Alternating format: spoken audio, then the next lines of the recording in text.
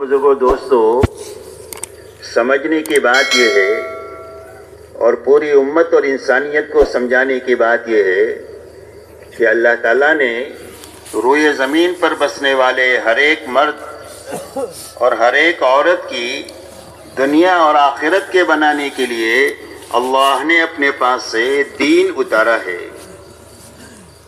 اور قرآن پاک میں اعلان فرما دیا ان الدین عند اللہ الاسلام۔ فرمایا اب ساری انسانیت کے لیے زندگی گزارنے کا جو طریقہ اللہ کے یہاں پسندیدہ ہے وہ صرف دین اسلام ہے۔ وَمَن يَبْتَغِي غَيْرَ الْإِسْلَامِ دِينًا فَلَن يُقْبَلَ مِنْهُ وَهُوَ فِي الْآخِرَةِ مِنَ الْخَاسِرِينَ۔ فرمایا جو اسلام کے علاوہ اور کسی راستے پر چل کر آئے گا اللہ کے یہاں مقبول نہیں ہوگا، اور اس کی آخرت ہمیشہ ہمیشہ کے لیے اجڑ جائے گی جہاں کبھی بھی آبادی نہیں ہوگی۔ اس لیے میرے دوستو، اللہ تعالیٰ نے ساری انسانیت کی کامیابی کے لیے دین اسلام اتارا ہے کہ زندگی جو بنے گی وہ بھی دین ہی کے راستے سے بنے گی، اور آخرت بھی جو بنے گی وہ صرف دین ہی کے راستے سے بنے گی۔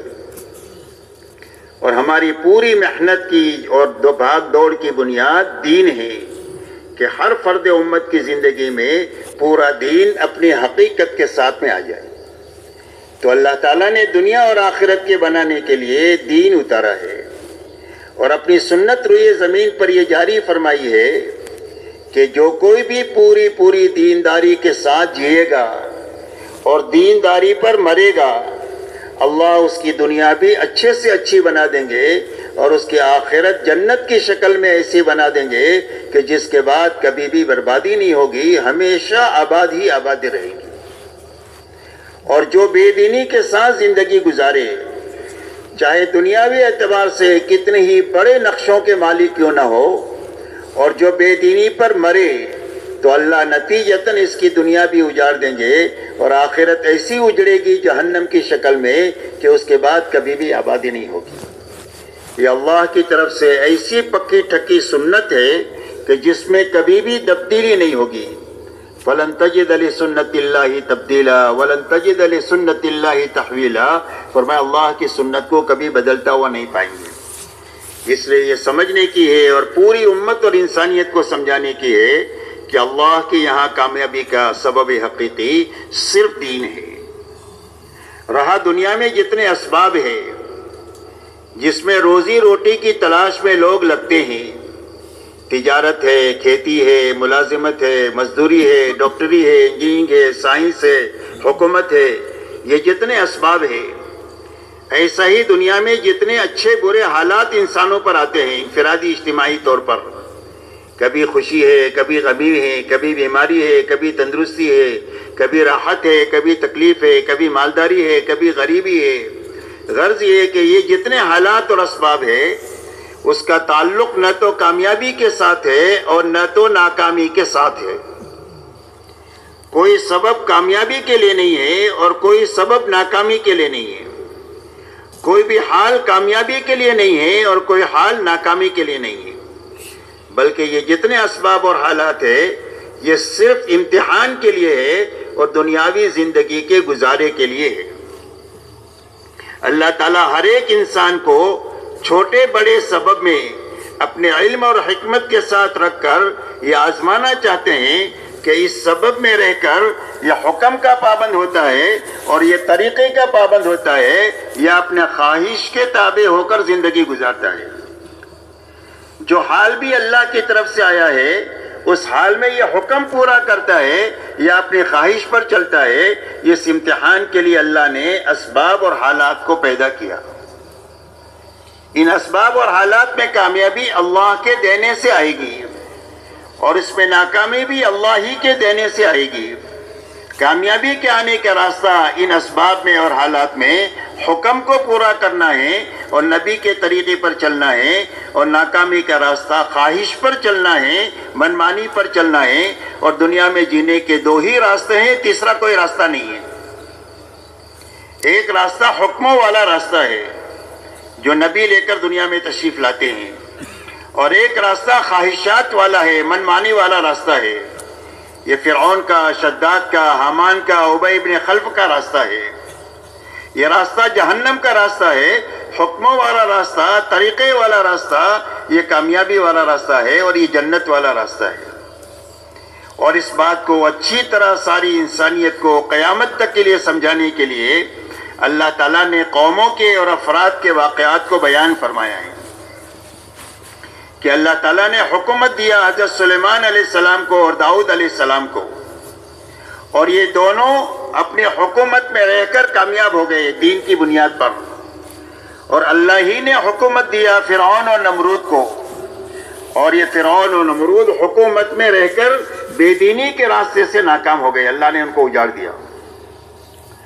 مال حضرت عبد الرحمن ابن عوف کو اللہ نے عطا فرمایا، اور اتنا مال عطا فرمایا کہ جب ان کا انتقال ہوا ہے تو ان کی وراثت میں تقسیم ہونے کے لیے سونے کی اتنی اینٹیں تھی کہ اس کو وارثوں میں تقسیم کرنے کے لیے کاٹ کر کے وارثوں میں تقسیم کیا گیا تو کاٹنے والوں کے ہاتھوں میں چھالے پڑ گئے۔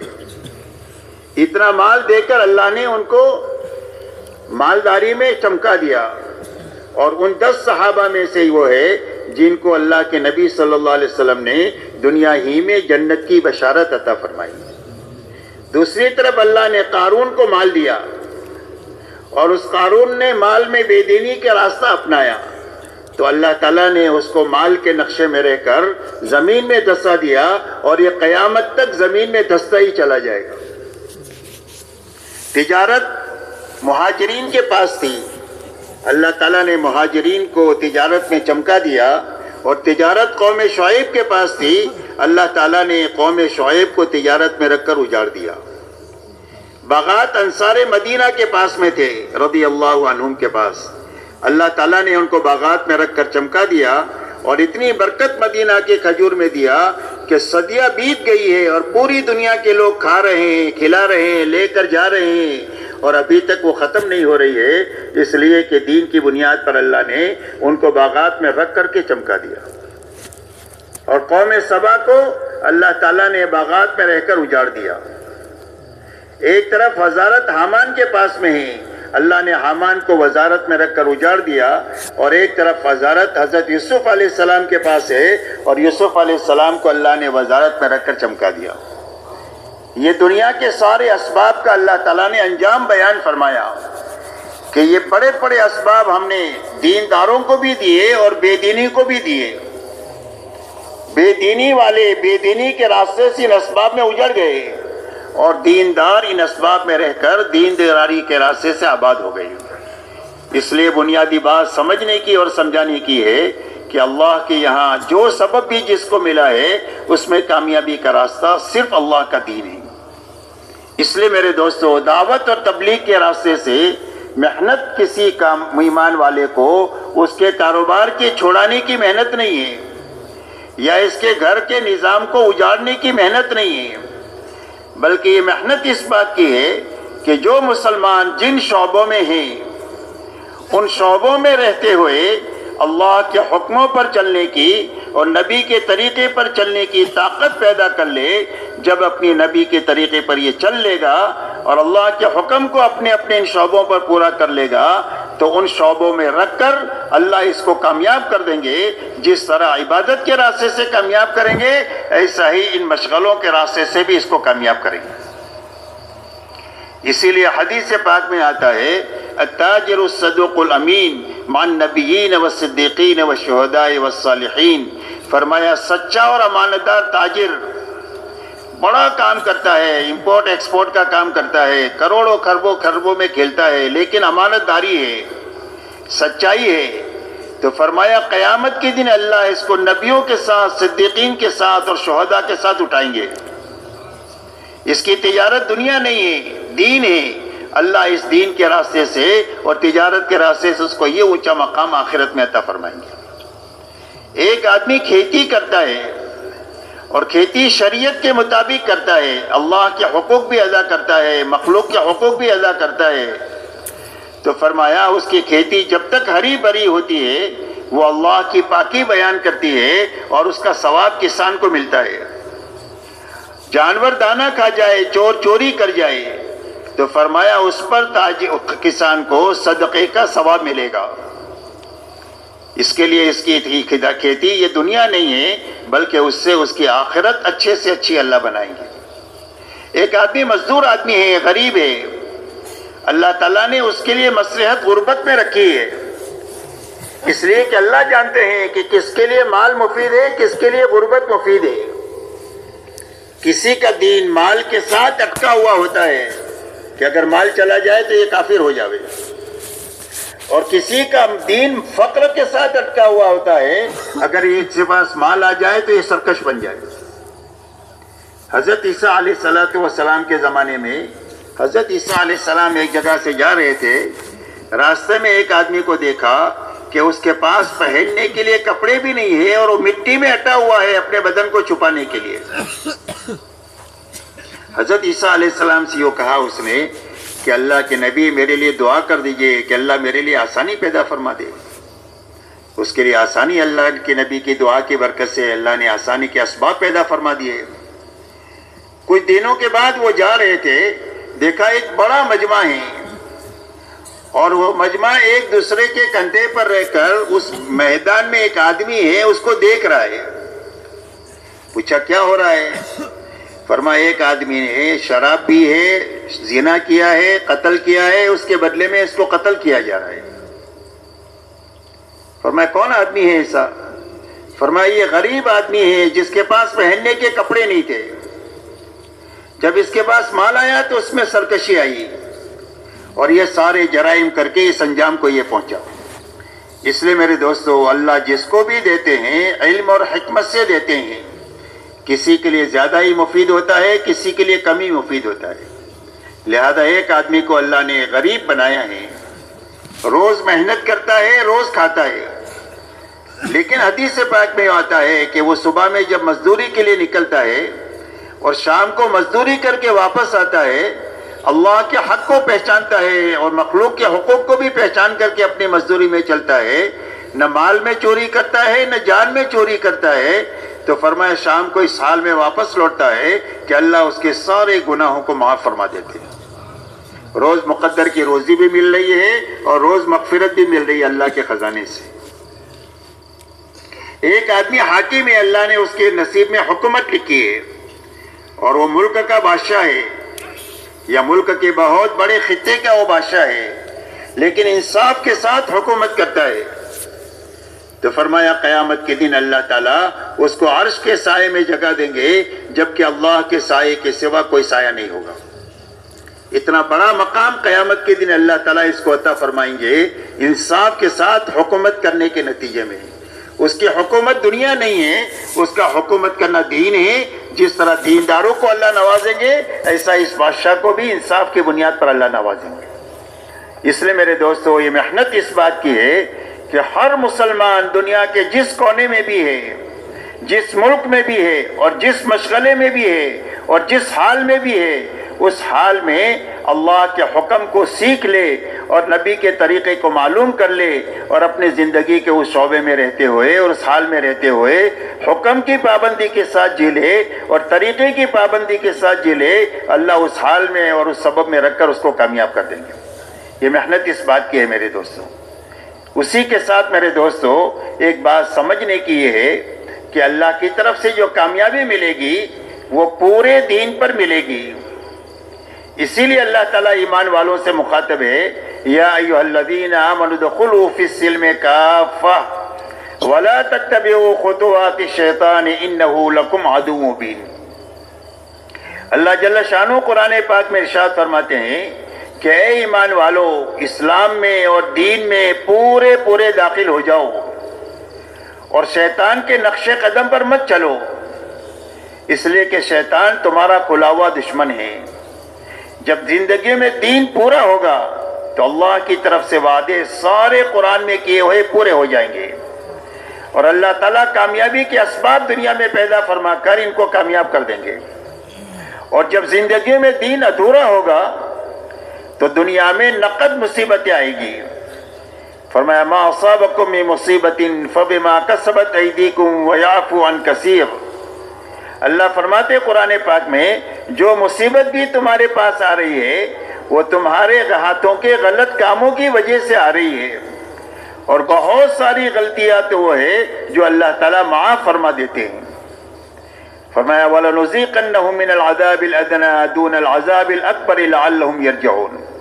اللہ فرماتے ہیں کہ بڑا عذاب جو موت سے شروع ہوگا، اس سے پہلے دنیا میں چھوٹی چھوٹی تکلیف کی شکلیں ہم پیش کر کے دنیا میں اس لیے بھیجتے ہیں تاکہ اپنی غلط زندگی سے یہ توبہ کر کے اللہ کی طرف رجوع کرے۔ یہ بھی ایمان والوں کے حق میں رحمت ہوتا ہے کہ اللہ کی طرف رجوع کی توفیق مل جاوے۔ اس لیے میرے دوستو، دنیا میں جب دین ادھورا ہوگا تو دنیا میں نقد مصیبتیں آئے گی۔ جو کوئی بھی مصیبت اس وقت میں دنیا میں نظر آ رہی ہے، اپنی انفرادی اور اجتماعی زندگیوں میں اور اپنے چھوٹوں بڑوں کے اوپر، وہ سارے حالات دنیا میں جو ہے یہ دین کی کمی کی وجہ سے ہے۔ تو محنت اس بات کی ہے کہ ہر ایمان والے کی زندگی میں پورا دین آئے اور اپنی حقیقت کے ساتھ آئے۔ اسی لیے اللہ جل شانہ ہر ایمان والے مرد اور عورت سے یہ مطالبہ کرتے ہیں کہ اسلام میں اور دین میں پورے داخل ہو جاؤ، اور شیطان کے نقش قدم پر مت چلو۔ شیطان تمہارا کھلا ہوا دشمن ہے۔ تو پورا دین پر داخل ہونے کی کیا معنی ہے؟ اللہ تعالیٰ نے 2 لائن کے احکامات عطا فرمائے ہیں۔ ایک کرنے کے لائن کے احکامات دیے ہیں اور ایک بچنے کے لائن کے احکامات دیے ہیں کہ یہ کرنا ہے یا نہیں کرنا۔ کرنے کے جتنے کام بتائے ہیں ان سارے کاموں کو کرنا، اور جتنی بچنے کی چیزیں ہیں ان ساری چیزوں سے بچنا، یہ پورا دین ہے۔ اسی لیے علماء یہ فرماتے ہیں کہ اس آیت کریمہ کے شان نزول کے بارے میں مفسرین نے یہ لکھا ہے کہ آیت اتری ہے حضرت عبداللہ ابن سلام رضی اللہ تعالیٰ عنہ کے بارے میں، جو اسلام سے پہلے ایک سچے آسمانی مذہب کے ماننے والے تھے۔ اسلام کے آنے کے بعد اللہ تعالیٰ نے اس سارے مذاہب کو منسوخ کر دیا اور پوری انسانیت کے لیے ایک ہی دین طے فرمایا، وہ دین اسلام ہے۔ اس مذہب میں جس کے وہ ماننے والے تھے، اس میں اونٹ کا گوشت کھانا منع تھا۔ ان کے دل میں یہ بات آئی کہ اب میں نے اسلام قبول کر لیا ہوں، اسلام میں اونٹ کا گوشت کھانا حلال ہے، فرض واجب تو نہیں ہے۔ اگر میں نہ کھاؤں تو میرا اسلام پر بھی عمل ہو جائے گا، اور پہلے مذہب کو جس کو میں مانتا تھا اس پر بھی عمل ہو جائے گا۔ ایسے اچھے جذبے سے ایک مباح چیز کو چھوڑ دیا، کوئی فرض نہیں چھوڑا، کوئی واجب نہیں چھوڑا، کوئی گناہ کا کام نہیں کیا، ایک مباح چیز کو چھوڑ دیا۔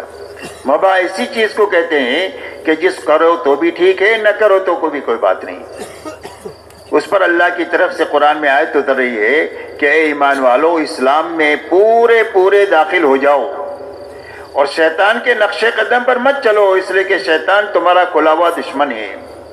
کہ اب اسلام کے آنے کے بعد کسی اور مذہب کی طرف، کسی اور تہذیب اور تمدن کی طرف، دنیا کے کسی اور طور طریقوں کی طرف تمہارا للچائی ہوئی نگاہوں سے دیکھنا اور اس کو اپنے دل میں پسند کرنا، اللہ اس کو برداشت نہیں کریں گے، اس لیے کہ ہم نے دین تمہارے پر پورا اتار دیا ہے۔ الیوم اکملت لکم دینکم واتممت علیکم نعمتی ورضیت لکم الاسلام دینا۔ ہم نے دین پورا تمہارے لیے اتار دیا ہے اور اپنی نعمتوں کو تمہارے پر تمام کر دیا ہے، اور ہم نے دین اسلام تم کو پسند کر کے دیا ہے۔ اب ادھر ادھر تانگ جھانک کی اجازت نہیں کہ بھئی مجمع جاگ رہا ہے کہ سو رہا ہے؟ جاگ رہا ہے ماشاءاللہ۔ لیکن یہاں پر میں اوپر بیٹھا ہوں نا، مشورے سے مجھے اوپر بٹھایا ہے، تو نظر آتا ہے کون جاگ رہا ہے کون سو رہا ہے۔ تو اس کے لیے آپ حضرات سے ہماری درخواست ہے کہ بھئی آنکھیں کھولیں اور جاگ کر پوری بات سنیں۔ پوری بات سننا ضروری ہے۔ ہر مجلس کا رنگ الگ ہوتا ہے، ہر مجلس میں ضروری باتیں الگ الگ ہوتی ہیں، وہ ساری مل کر اجتماع کے ختم پر کام کی ایک شکل ذہنوں میں بنے گی، اور اگر مجلس سے ایسی ضائع ہو گئی تو پھر اخیر میں جا کر جیسے آئے تھے ایسا ہی واپس ہو جائیں گے۔ اس لیے ایک بڑے کام کے لیے ہم سب جمع ہوئے ہیں، اور اتنا بڑا انتظام ایک بڑے کام کے لیے ہے، اور کام یہ ہے کہ ہماری زندگی مقصد پر آئے کہ اللہ تعالیٰ نے ہم کو دنیا میں کیوں پیدا کیا ہے، اور مقصد دین ہے، دین کی محنت ہے، عبادت ہے اور دعوت ہے۔ اللہ کے کلمے کو زندگی میں لانا ہے اور پوری دنیا میں زندہ ہو جائے، اس کی محنت ہے، یہ ہماری زندگی کا مقصد ہے، اسی کے لیے اللہ نے دنیا میں ہم کو پیدا کیا ہے۔ اس لیے میرے محترم بزرگوں دوستو، یہ محنت دعوت اور تبلیغ کی اس بات کی ہے کہ ہر ایمان والے کی زندگی میں پورے دین پر چلنے کی طاقت پیدا ہو جائے، اس لیے کہ معلومات کی کمی نہیں ہے اور دین پر چلنے کی وسائل کی کمی نہیں ہے۔ مسجد بھی ہے، مدرسہ بھی ہے، علماء کرام بھی ہے، ہر زبان میں دینی کتابیں بھی ہے، سارے وسائل ہیں دین پر چلنے کے، اور معلومات بھی ہے کہ یہ فرض ہے، یہ واجب ہے، یہ حلال ہے، یہ حرام ہے، لیکن اندر میں طاقت نہ ہونے کی وجہ سے زندگیوں میں اس پر عمل نہیں ہے۔ اچھے سے اچھا بیج ہے لیکن زمین میں استعداد نہیں ہے بیج اگانے کی، جس کے نتیجے میں کتنا بھی اچھا بیج آپ ڈالیں گے تو اگے گا نہیں۔ اس لیے میرے دوستو، یہ پوری امت میں طاقت پیدا کرنے کا کام ہے کہ فرائض پر کھڑا ہونے کی طاقت پیدا ہو جائے اور حرام سے بچنے کی طاقت پیدا ہو جائے، اور ہر ایمان والے کو اپنی دینی کمی کا پتہ لگ جائے کہ میری زندگی میں بڑی خامیاں ہیں اور میری زندگی میں بڑی کمزوریاں ہیں، اور یہ کمزوری دور ہونی چاہیے اور موت سے پہلے دور ہونی چاہیے، اور یہ خامیاں دور ہونی چاہیے اور موت سے پہلے دور ہونا چاہیے، ورنہ موت کے بعد اتنا پچھتانا پڑے گا کہ آدمی خون کے آنسو روئے گا لیکن اس کے آنسوؤں کا پوچھنے والا کوئی نہیں ہوگا۔ تو یہ خامی کا پتہ چلے اور کمزوری کا پتہ چلے، اس کے لیے تبلیغ ہے۔ اسی لیے نکلنے کے لیے کہا جاتا ہے کہ اللہ کے راستے میں نکل کر اپنے چہرے کو صحابہ کے آئینے میں دیکھے تاکہ ہماری کمی کا پتہ چلے۔ آج ہماری غلطی یہ ہے کہ ہم دین کے معاملے میں اپنے سے نیچے والوں کو دیکھنے کے عادی ہے، اور دنیا کے معاملے میں اپنے سے اوپر والوں کو دیکھنے کے عادی ہے۔ 100 پتی 1000 پتی کو دیکھتا ہے، اور 1000 پتی لکھ پتی کو دیکھتا ہے، لکھ پتی کروڑ پتی کو دیکھتا ہے، کروڑ پتی ارب پتی کو دیکھتا ہے، ارب پتی خرب پتی کو دیکھتا ہے، اور خرب پتی ملک والے کو دیکھتا ہے، اور چھوٹا ملک والا بڑے ملک والے کو دیکھتا ہے۔ تو ہر آدمی دنیا کے معاملے میں اوپر دیکھ رہا ہے، تو جتنا کچھ بھی اللہ نے اس کو دیا ہے اس کو کم ہی لگ رہا ہے، اور ناشکری کی کیفیت کے ساتھ زندگی گزر رہی ہے، اس لیے کہ اوپر دیکھنے کی عادت ہے۔ اور دین کے معاملے میں ہمارا معمول یہ بنا ہوا ہے کہ ہم دین کے معاملے میں اپنے سے نیچے والوں کو دیکھنے کے عادی بن گئے ہیں، اور اپنے ماحول کو دیکھ کر اسلام کو اور دین کو سمجھنے کی کوشش کرتے ہیں۔ اس کے لیے آدمی پر اپنی غلطی واضح نہیں ہوتی ہے، بلکہ آدمی کو دھوکہ لگ جاتا ہے کہ میں بھی تو دیندار ہوں، اور اس کی وجہ یہ ہے کہ دین کے معاملے میں اپنے سے کمتر لوگوں کو ہم دیکھتے ہیں۔ ایک آدمی 5 وقت کا نمازی ہے تو وہ 3 وقت والے کو دیکھتا ہے کہ میں تو الحمدللہ 5 وقت کا نمازی ہوں، بہت سارے مسلمان صرف 3 ہی وقت کے پڑھتے ہیں، میں تو ان سے بہت اچھا ہوں۔ اور 3 وقت والے جمعہ والوں کو دیکھتے ہیں کہ ہم تو 3 وقت کے پڑھتے ہیں، بہت سارے مسلمان صرف جمعہ مسجد میں آتے ہیں، اور جمعہ والے ان کو دیکھتے ہیں جو جمعہ بھی نہیں پڑھتے، بولے بہت سارے مسلمان تو وہ ہے جو جمعہ بھی نہیں پڑھتے، ہم تو جمعہ کی نماز تو پڑھ لیتے ہیں، ہم تو بہت اچھے ہیں۔ اور جو جمعہ کی نماز بھی نہیں پڑھتے ہیں وہ دیکھتے ہیں ان کو جو شرابی کبابی ہیں کہ بھئی ہم نمازی تو نہیں پڑھتے ہیں، باقی ہم شرابی کبابی تھوڑی ہے۔ بہت سارے مسلمانوں کو دیکھو پتہ نہیں کن کن غلطیوں میں ہیں، آپ تو ان کو جا کر کے سمجھاؤ ہم تو بہت اچھے لوگ ہیں۔ اور اگر ان کے پاس آپ جاؤ تو کہیں گے کہ کلمہ تو ہم پڑھتے ہیں، جنت تو ہماری ہے۔ آپ تو ان لوگوں کو جا کر کے دعوت دو جو کو کلمہ نہیں جانتے اور کلمے والے نہیں ہیں، ہم تو ان سے بہت اچھے ہیں۔ تو جو جس بے دینی میں ہے اس کو اپنی بے دینی کا کمی کا پتہ نہیں ہے، اور جب دینی کمی کا پتہ نہیں ہے تو اس کے دور کرنے کی فکر بھی نہیں ہے۔ حالانکہ میرے دوستو یہ بے فکری بہت اچھی بات نہیں ہے، یہ بے فکری بالکل خالی ہونے کی علامت ہے کہ اندر کچھ نہیں ہے۔ ورنہ جب جیب میں پیسہ ہوتا ہے تو آدمی کو فکر ہوتی ہے کہ کوئی اڑا نہ لے جائے۔ صحابہ کے بارے میں ہر وقت میں وہ اپنے دین کے بارے میں فکر مند تھے۔ ایک تابعی فرماتے ہیں کہ میری 30 صحابہ سے ملاقات ہوئی، ان سب کو میں نے روتے ہوئے پایا اور وہ سارے اپنے اوپر نفاق کا ڈر کرتے تھے کہ کہیں ہم منافق نہ ہو۔ صحابیت کے مقام پر کوئی دنیا کا بڑے سے بڑا ولی پہنچ نہیں سکتا، اس مقام کے لوگ اپنے بارے میں فکر مند تھے کہ کہیں ہماری نفاق پر موت نہ آئی۔ اس لیے میرے محترم دوستو، دعوت اور تبلیغ کی محنت اس بات کی ہے کہ ہر آدمی اپنے اس غلط ماحول سے نکل کر ایک پاکیزہ ماحول میں آ کر اپنے چہرے کو صحابہ کے آئینے میں دیکھے، تاکہ اس کی زندگی میں شکر اور صبر کی کیفیت پیدا ہو۔ اللہ والے یہ فرماتے ہیں کہ آدمی صابرین اور شاکرین میں سے ہو نہیں سکتا۔ اللہ تک پہنچنے کے یہ دو راستے ہیں، ایک شکر کا ہے اور ایک صبر کا ہے، لیکن صابرین اور شاکرین میں سے ہو نہیں سکتا ہے جب تک دنیا کے معاملے میں اپنے سے نیچے نہیں دیکھے اور دین کے معاملے میں اپنے سے اوپر نہ دیکھے۔ اور جب یہ دین کے معاملے میں اپنے سے اوپر دیکھے گا اور دنیا کے معاملے میں نیچے دیکھے گا، تو اللہ اس کو صبر بھی دیں گے، شکر بھی دیں گے، اور ان دونوں راستوں سے اللہ تک یہ پہنچ جائے گا۔ اس لیے میرے دوستو، یہ محنت اس بات کی ہے کہ ہر ایمان والا اپنے غلط ماحول سے، جہاں غلط دیکھنے کا عادی بن چکا ہے، وہاں سے نکل کر کے ایک پاکیزہ ماحول میں آئے، جو مسجد کا ماحول ہے، اور وہاں پر 24 گھنٹے اعمال کی ایک فضا ہوتی ہے۔ اس فضا میں آ کر کے اپنے اندر میں پورے دین پر چلنے کی طاقت پیدا کریں۔ جب طاقت پیدا ہو جائے گی تو زندگی میں دین آ جائے گا۔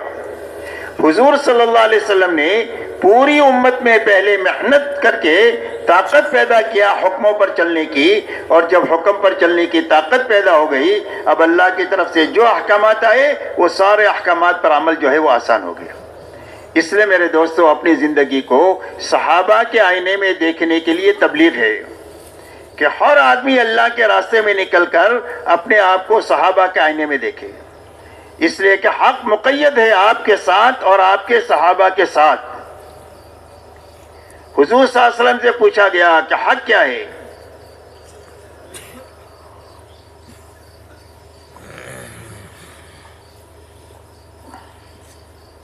فرمایا ما انا علیہ واصحابی، فرمایا حق وہ ہے جس پر میں ہوں اور میرے صحابہ ہیں، اور فرمایا اس امت میں 72-73 فرقے ہوں گے اور سارے جہنم میں جائیں گے سوائے ایک کے۔ فرمایا کون جنت میں جائے گا؟ فرمایا جو میرے نقش و قدم پر ہے اور میرے صحابہ کے نقش و قدم پر ہے وہ جنت میں جائے گا۔ اس لیے میرے محترم دوستو، حضور پاک صلی اللہ علیہ وسلم نے اپنی ذات کو اور صحابہ کو حق کا معیار بنایا ہے کہ قیامت تک کسی کو حق سمجھنا ہے اور دین سمجھنا ہے اور دین کی محنت کا صحیح رخ سمجھنا ہے، تو اس کے لیے نمونہ حضور صلی اللہ علیہ وسلم اور صحابہ کی جماعت ہے، اور اس جماعت کی زندگی سے سمجھ کر اپنی زندگی تو وہاں تک جانے کی محنت میں لگاتے رہنا ہے، اور کرتے ہوئے جینا ہے، کرتے ہوئے مرنا ہے۔ جب اس کو منزل بنا کر چلنا شروع کریں گے تو یا تو اللہ پہنچا دیں گے، اور اگر نہیں پہنچ سکے، راستے میں مر گئے، تو اللہ تعالیٰ ان پہنچے ہوئے لوگوں کے ساتھ حشر فرما دیں گے۔ حدیث پاک میں آتا ہے کہ ایک آدمی نے قرآن کا حفظ شروع کیا، حافظ بننے سے پہلے مر گیا، تو اللہ اس کو حافظ اٹھائیں گے۔ ایک آدمی کراچی سے حج کے لیے نکلا اور ایئرپورٹ پر ہی انتقال ہو گیا احرام کی حالت میں، تو اللہ اس کو حاجی اٹھائیں گے۔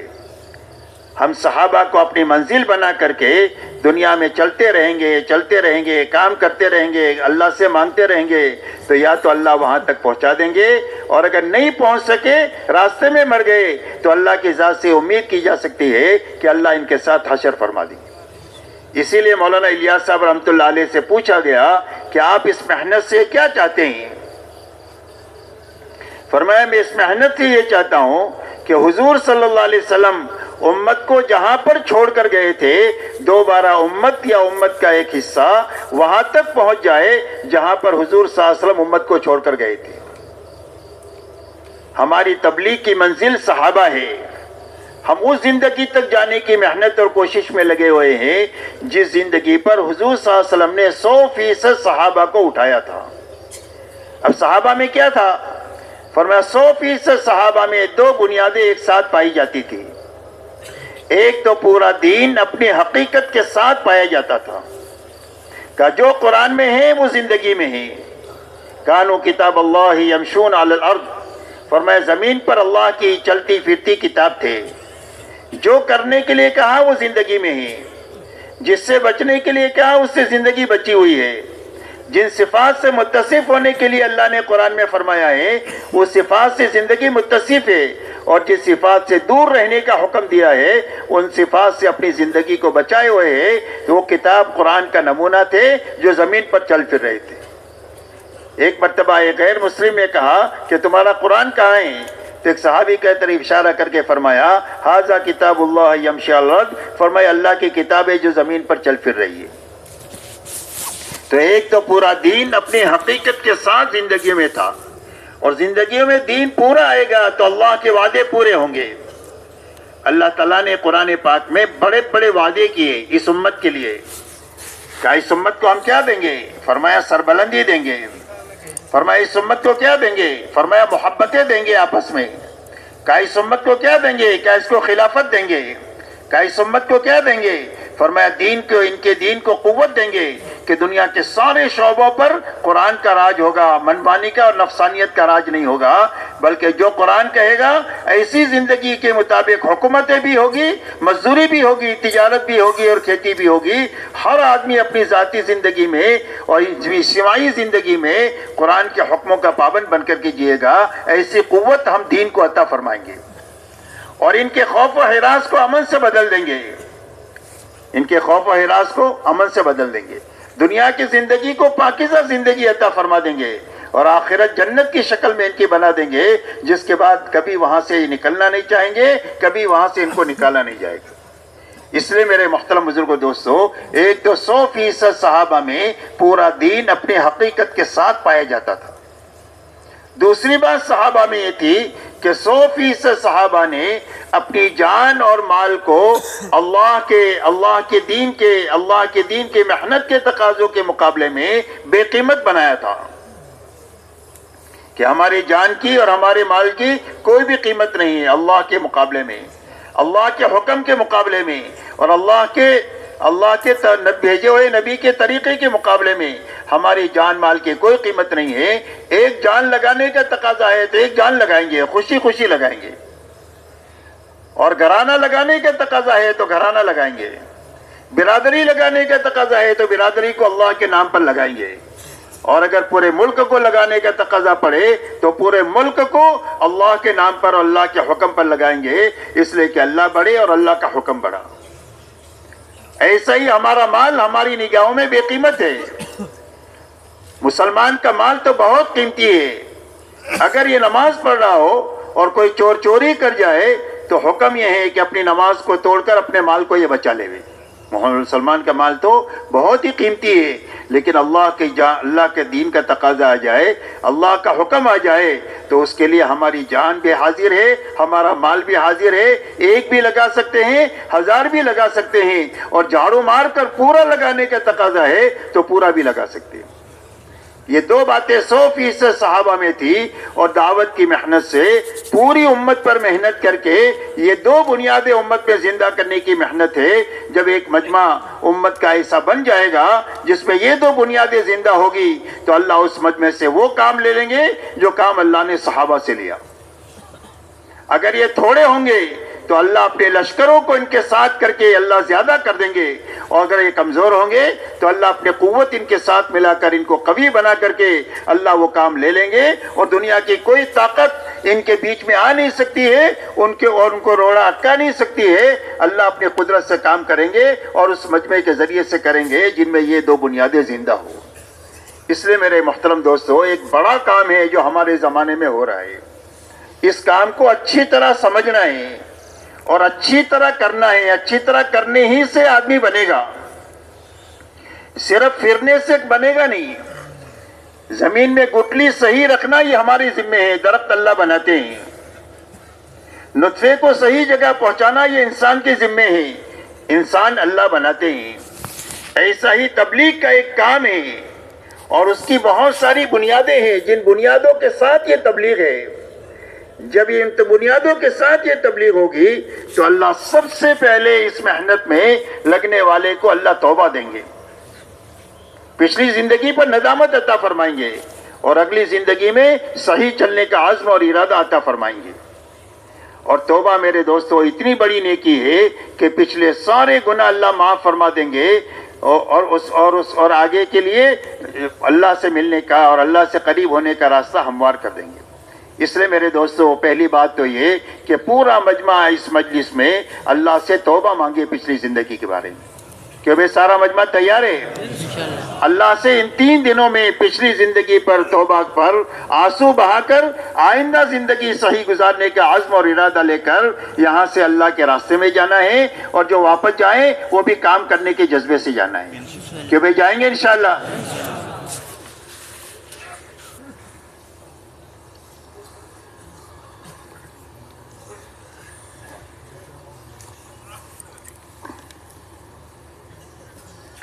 میرے محترم بزرگوں دوستو، اس لیے ایک تو پورا دین سمجھنے کے لیے اور اپنی زندگی میں لانے کی طاقت پیدا کرنے کے لیے تبلیغ ہے۔ اب پورا دین کیا ہے؟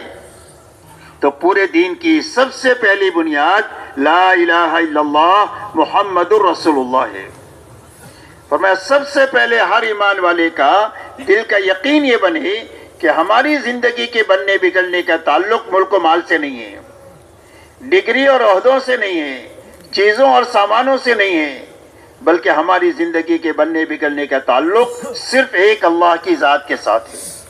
اللہ ہی زندگیوں کو بناتے ہیں اور اللہ ہی زندگیوں کو اجارتے ہیں۔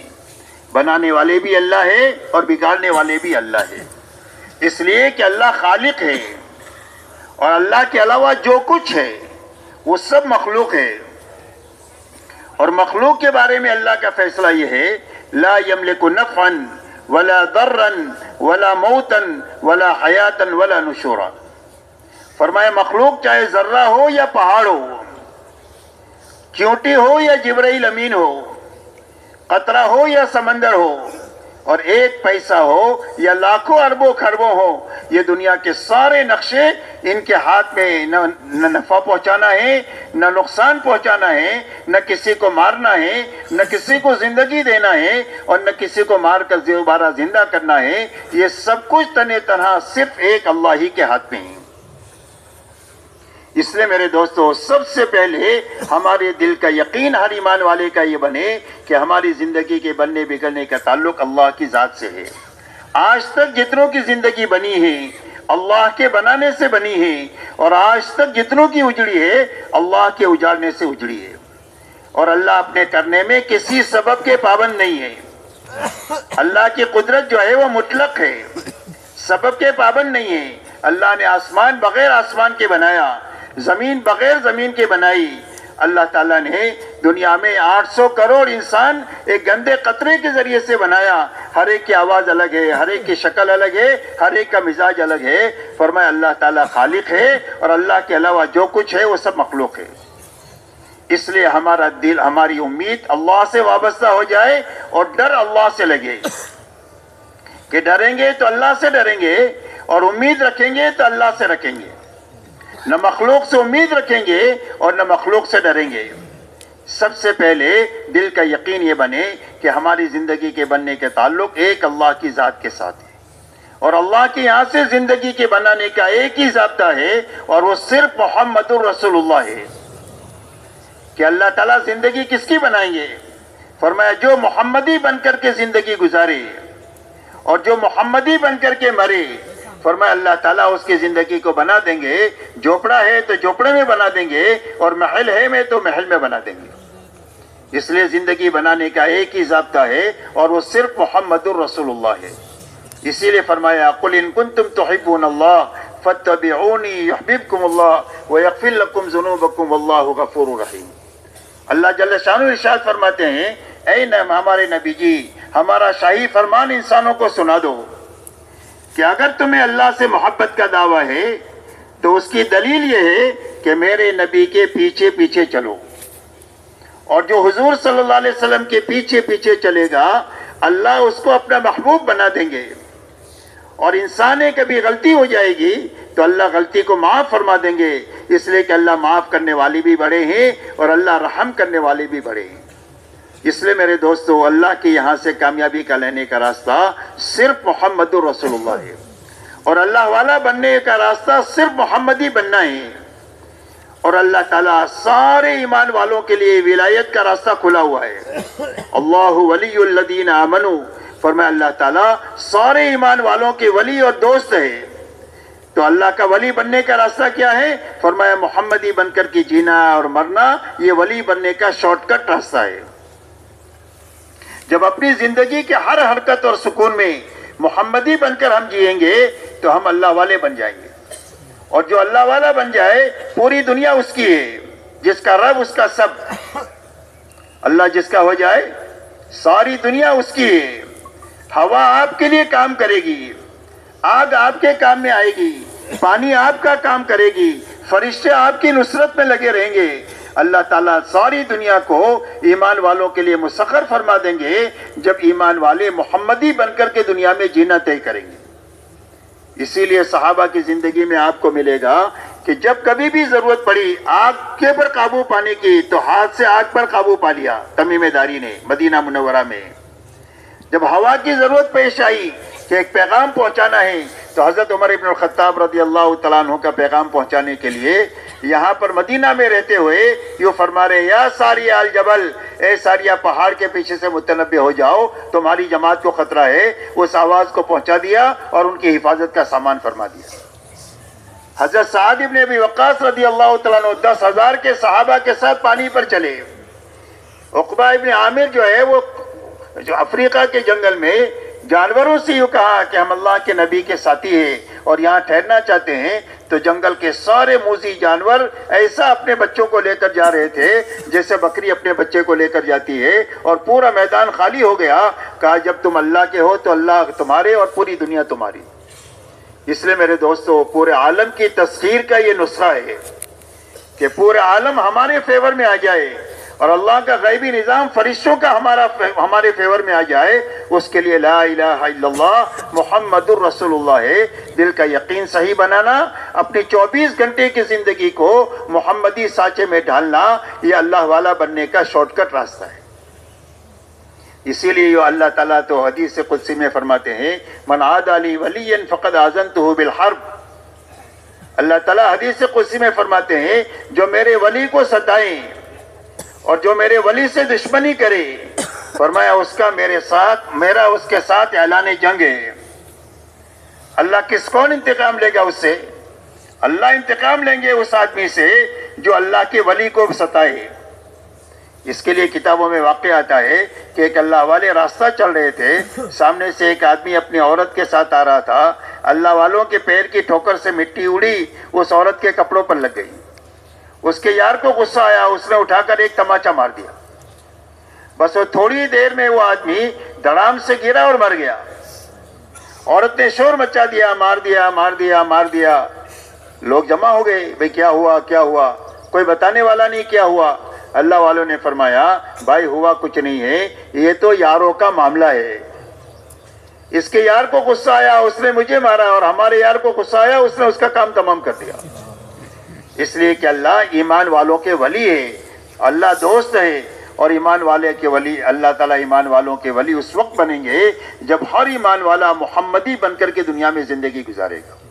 اس لیے میرے دوستو سب سے پہلے حضور صلی اللہ علیہ وسلم نے پوری امت کو جس محنت پر اٹھایا ہے وہ ایمان اور اتباع کی محنت پر اٹھایا ہے کہ ہر ایمان والے کا دل کا یقین صحیح ہو جائے، 24 گھنٹے کی زندگی خواہشات سے نکل کر طریقوں پر آ جائے. اس کے لیے اللہ تعالیٰ نے ایمان کے بعد میں دوسری جو لائن دیا وہ عبادت کی دیا کہ ہر ایمان والے کا اللہ سے تعلق صحیح ہو جائے عبادت کے راستے سے. اس لیے کہ ہر آدمی کا اللہ سے جو تعلق ہے وہ بندگی کا ہے. ہم اللہ کے بندے ہیں، اللہ ہمارے رب ہے اور ہمارے معبود ہے، اور عبادت کے لائق صرف ایک اللہ کی ذات ہے. اس لیے اللہ کی طرف سے ایمانیات کے بعد میں جو دوسری لائن آئی وہ عبادت کی لائن آئی کہ تم نے اقرار کیا ہے اللہ کے بندہ ہونے کا، محمد صلی اللہ علیہ وسلم کے امتی ہونے کا. اس کے ثبوت کے لیے ہم عبادت کی لائن تم کو دیتے.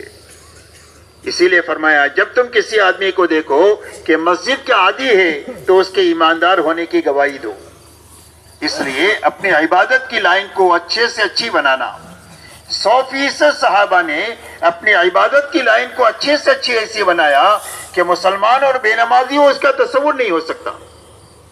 یہاں تک کہ منافق کی ہمت نہیں ہوتی تھی کہ جماعت کی نماز کو چھوڑ دے، تو مسلمان سے تو سوال ہی نہیں پیدا ہوتا۔